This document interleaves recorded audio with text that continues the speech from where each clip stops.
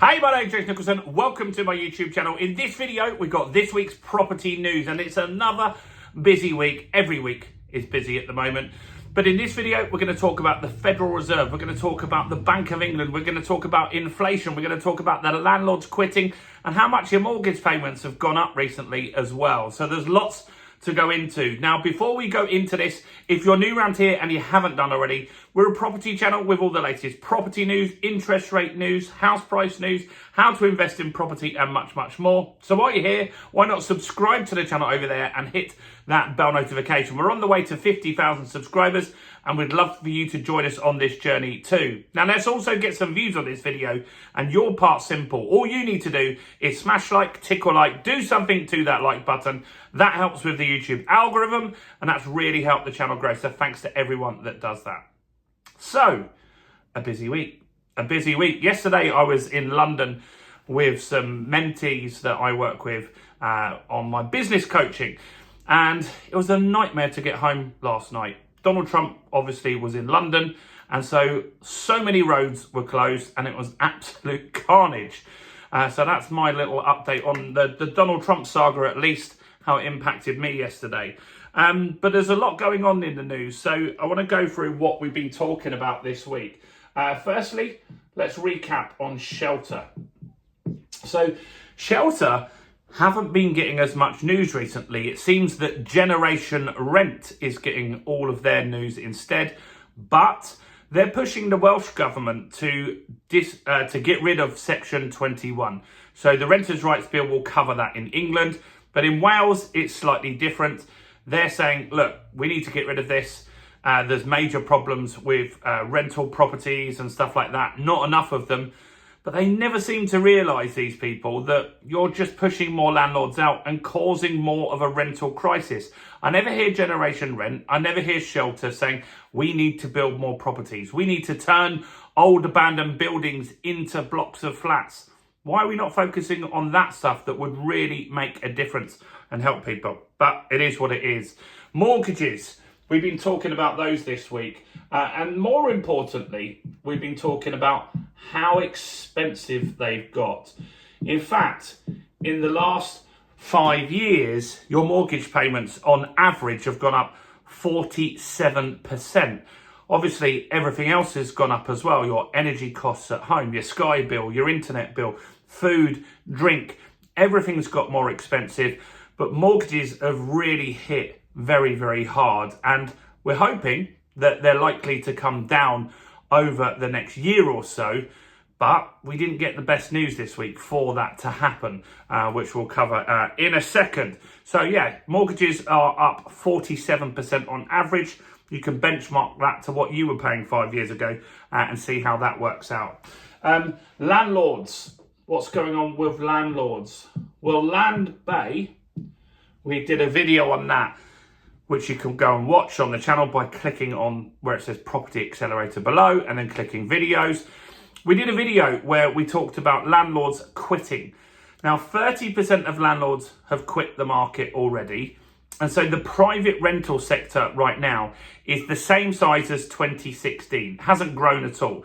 So in fact, it's shrunk to get back to where we were in 2016. However, as you know, because you watch the news or you read social media posts or whatever, the population has exploded in that time. And so having just the same amount of rental properties than we have had in 2016 is not great.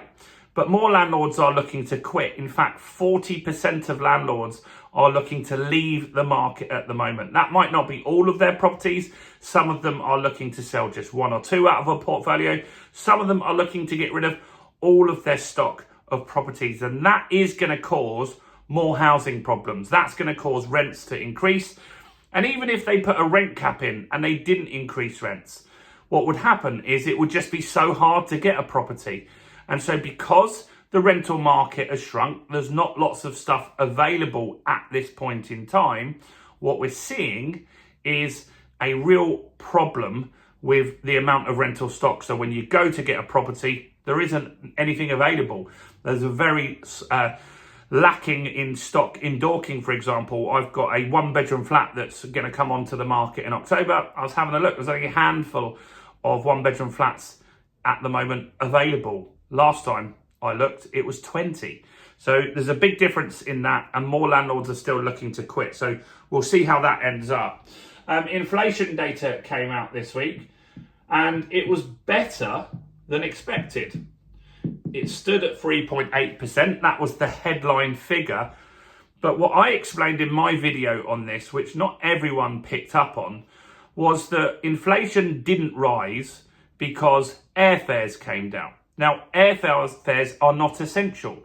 You do not need to go on a plane. If you are short of money, you just won't go on holiday. And that's a common scenario. But what did rise significantly was food costs.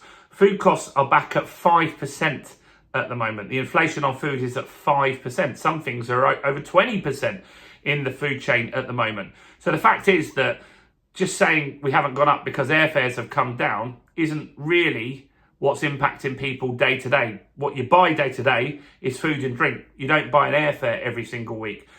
And so that also hits unfairly people on lower incomes. So that while the media was cheering that the inflation was lower than expected, when you really dug into the numbers, I think it was much worse than a lot of people expected, because the things that went up were the everyday items that everybody needs, and it hits the poorest people hardest. So that was the inflation data.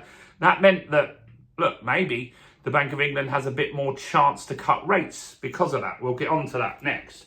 The Federal Reserve, they did cut. So they took rates down to 4% in America from 4.25%. They've been having a real battle in America with Donald Trump. This is a year since they last cut rates. One whole year since they last cut rates. Fed went from 4.25 down to 4%. But what was interesting in their meeting is they forecast what's going to happen next, which we don't get with the Bank of England.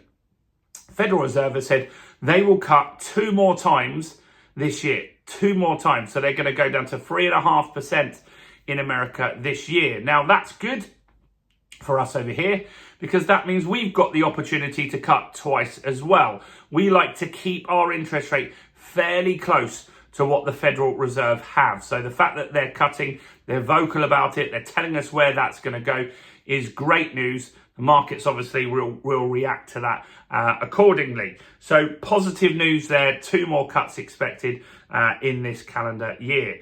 Next, we've got the Bank of England. And so this was yesterday. The Bank of England, they held rates. We're also at 4% now following the Fed. Well, we were already slightly ahead. So we'll always be in a range that's close to what the Federal Reserve do. And they talked about things like inflation is going to carry on going up, but they're also worried about jobs in the UK. The Americans are worried about jobs as well.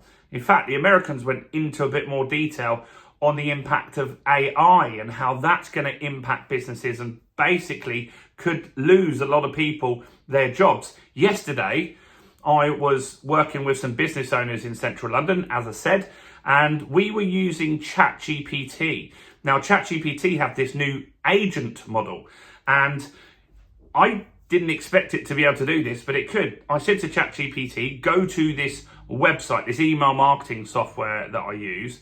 It logged into that. It was able to find an area in that where you can schedule like a Google post or a social media post, an Instagram post. I told it to go ahead and do that. Here's what to say. And it did it. Like you could watch it moving the mouse. It was crazy. It's such a leap in ChatGPT that I haven't seen. ChatGPT gets smarter and smarter and smarter. The fact it was doing this was insane. We watched some videos about how it can do your Ocado shop and stuff like that. Bonkers. So that's going to impact employment. That is going to cause problems with recessions, and that would bring rates down significantly faster. And the government would scramble, I think, if we lost a lot of jobs very quickly to AI. This country could be in a real mess. Let me know what you think about that in the comments. So look, lots going on this week, as always. It's good to see the Federal Reserve have predicted 2 more cuts. I think that the Bank of England will cut at least once, probably December. And even if the Fed cut twice, we could still cut once and we would still be close to the Fed. That's what we want to do here. So let me know what you think about all that's happened this week. Have I missed anything? Let me know your thoughts on AI as well. Do you think that's going to impact jobs? And if you haven't done already, do make sure you grab Mortgage Secrets.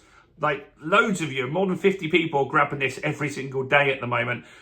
This will help you find the best broker for you. It will help you find off-market mortgage deals, give you the timings to get the best deals as well, and much, much more on saving money on your mortgage. How do you get it? You click in the description, you click in the pinned comment, fill in your details, and that'll be with you in a few minutes. Do make sure you like the video. Do also check out all the other content as well on the channel, including this video right here.